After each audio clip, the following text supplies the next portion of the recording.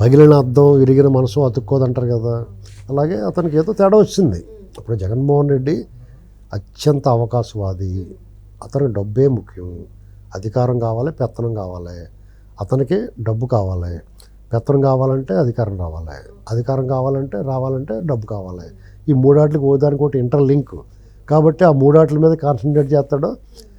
G హుజూరిని బానిసల్లా పడి ఉండేవాళ్ళు తన దగ్గర పెట్టుకుంటాడు. వాళ్ళు ఎంత దుబ్బేసినా వీళ్ళు అంత దొబ్బలేరు. విజయసాయిరెడ్డి అలా కాదు కదా, అతను ఏంటంటే అతనికి కొంచెం స్టేటస్ ఉంది.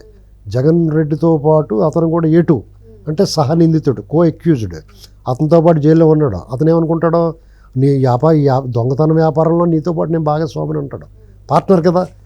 ఇప్పుడు దొంగతనం అనేటువంటిది వాళ్ళకి ఒక వ్యాపారం, ప్రజల సొమ్ము కొల్లగొట్టేయడం అనేటువంటిది వాళ్ళకి ఒక వ్యాపారం.